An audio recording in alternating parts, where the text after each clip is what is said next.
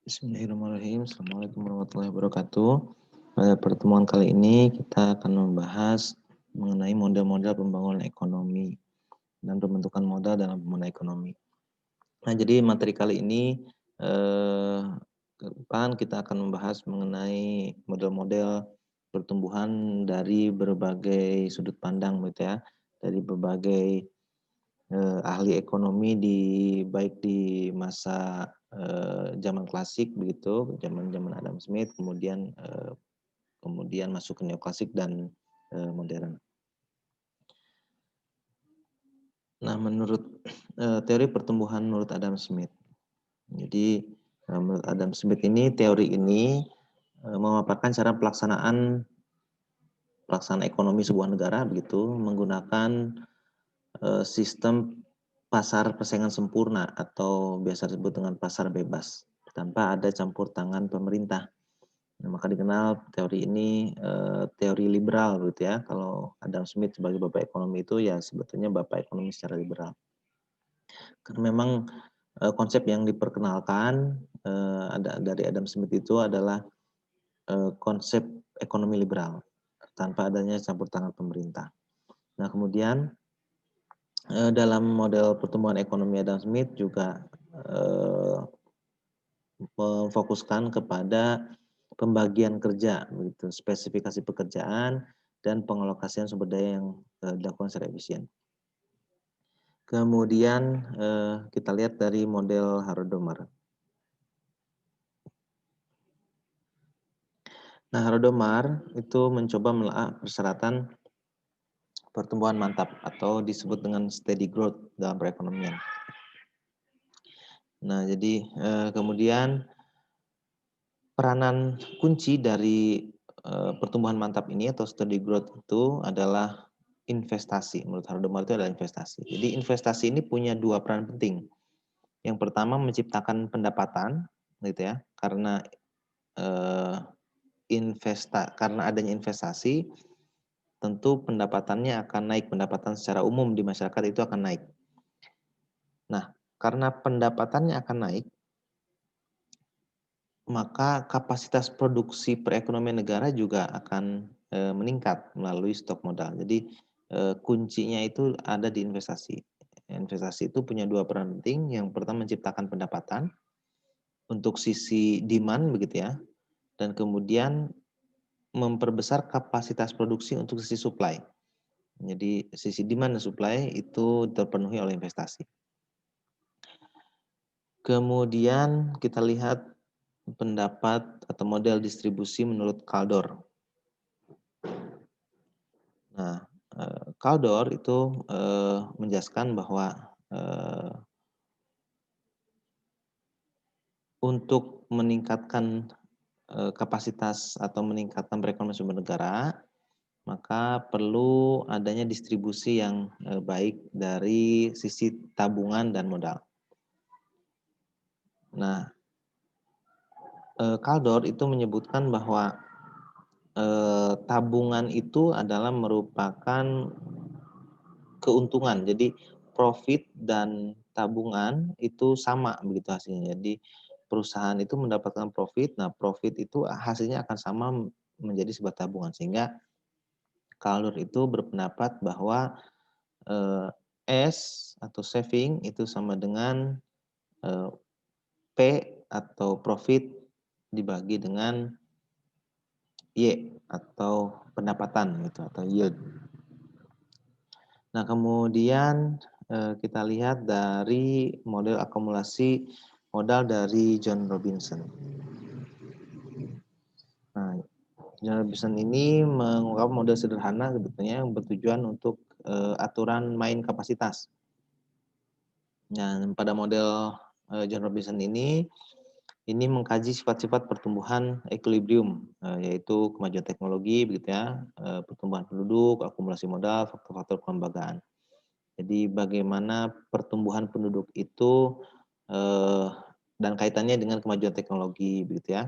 Kemudian pertumbuhan modal. Jadi pertumbuhan penduduk itu sebaiknya tidak melebihi dari pertumbuhan modal. Jadi pertumbuhan modal harus 2 kali lipat lebih tinggi dari pertumbuhan penduduk. Nah, itu adalah salah satu kajian dari John Robinson. Kemudian ada juga model pertumbuhan ekonomi neoklasik dari Mead. Nah, pertumbuhan ini dirancang untuk menjelaskan bagaimana bentuk paling sederhana dari sistem ekonomi yang akan berlaku selama proses pertumbuhan equilibrium. Jadi, dalam perekonomiannya itu output bersih diproduksi tergantung pada 4 faktor. Ya, stok modal neto yang tersedia dalam bentuk mesin, kemudian jumlah tenaga buruh yang tersedia, tanah dan sumber daya alam yang tersedia, yang keempat, keadaan pengetahuan teknik yang terus membaik sepanjang waktu. Jadi ini merupakan model pertumbuhan ekonomi dari Mead. Ya, ada 4 faktor yang mempengaruhi begitu ya. Ada stok modal neto dalam bentuk mesin, kemudian tenaga buruh, kemudian tanah, dan pengetahuan teknik atau teknologi begitu yang harus terus membaik. Kemudian model pertumbuhan dari Solow. Nah, model ekonomi ini dirancang untuk menunjukkan bagaimana pertumbuhan persediaan modal, pertumbuhan angkatan kerja, dan kemajuan teknologi berinteraksi dengan perekonomian, dan bagaimana pengaruhnya terhadap output barang dan jasa suatu negara keseluruhan. Jadi, pertumbuhan Solow itu menjelaskan mengenai proses interaksi antara teknologi dengan ekonomi, gitu ya. Kemudian proses interaksi juga modal dengan ekonomi, pertumbuhan angkatan kerja dengan ekonomi. Nah, dengan koefisien teknik yang bersifat variabel, rasio modal buruh akan cenderung menyesuaikan dirinya dalam perjalanan waktu ke arah rasio keseimbangan. Jadi, tentu karena banyak variabel yang mempengaruhi pertumbuhan ekonomi, maka rasio modal dan juga buruh ini akan cenderung menyesuaikan diri, begitu ya. Nah, ini maka dikenal dengan keseimbangan pada pasar kerja, begitu. Itu merupakan salah satu model pertumbuhan yang dikembangkan oleh Solow.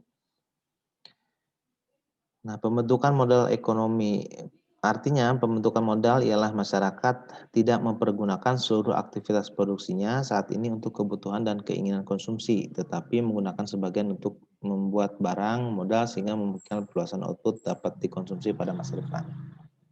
Jadi pembentukan modal ekonomi ini menggambarkan bahwa seluruh kegiatan aktivitas produksi yang ada di masyarakat itu tidak hanya memenuhi sebuah keinginan untuk mengkonsumsi saja, tetapi juga masyarakat diharapkan untuk mampu mendapatkan barang-barang modal untuk keperluan di masa mendatang. Nah, menurut Dr. Singer, pembentukan modal itu terdiri dari 2 aspek. Jadi barang yang nampak seperti pabrik. Jadi tadi pembentukan modal yang dibuat oleh masyarakat itu bisa berupa barang nampak, gitu ya. Bisa juga barang yang tidak nampak seperti pendidikan, modal pendidikan begitu yang sekarang dikenal dengan human capital begitu ya. Jadi modal manusia begitu. Kemudian kesehatan, kemudian tradisi ilmiah dan juga penelitian. Nah, mengapa penting pembentukan modal? Pembentukan modal ini mampu menghilangkan lingkaran setan kemiskinan. Jadi di beberapa pertemuan sebelumnya kita sudah membahas apa itu lingkaran setan kemiskinan. Nah, pembentukan modal ini baik modal secara fisik maupun non fisik itu mampu menghilangkan lingkaran setan kemiskinan atau memutus rantai lingkaran setan kemiskinan. Yang kedua adalah mampu memanfaatkan penuh sumber daya yang ada. Jadi pembentukan modal ini diharapkan akan mampu meningkatkan atau memanfaatkan sumber daya yang ada. Jadi baik itu pemanfaatan bahan tambang begitu ataupun pemanfaatan sumber daya lainnya, manusia, sumber daya modal dan sumber daya alam. Kemudian yang ketiga menciptakan perluan pasar. Tentu bahwa pembentukan modal ini karena memang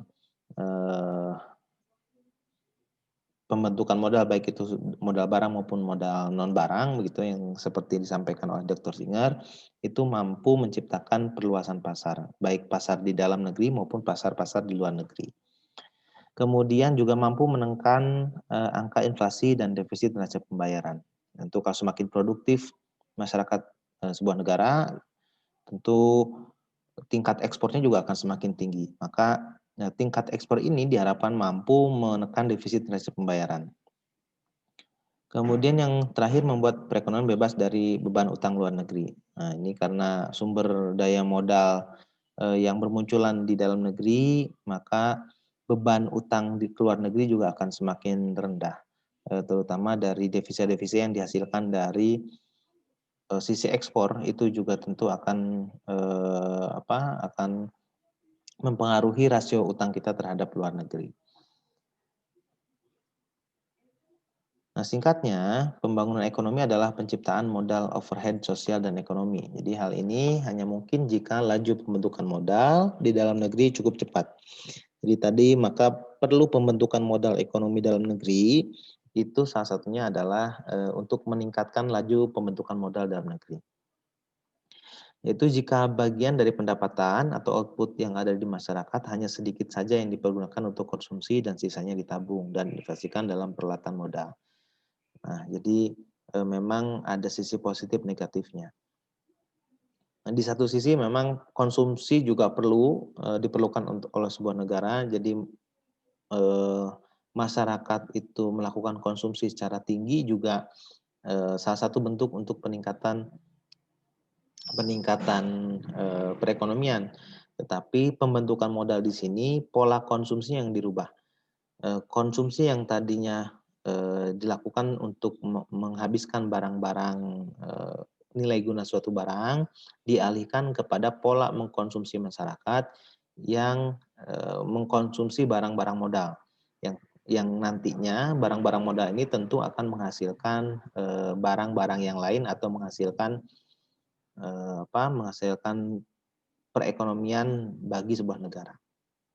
Nah, paradigma ini yang berusaha dirubah dalam pembentukan modal ekonomi.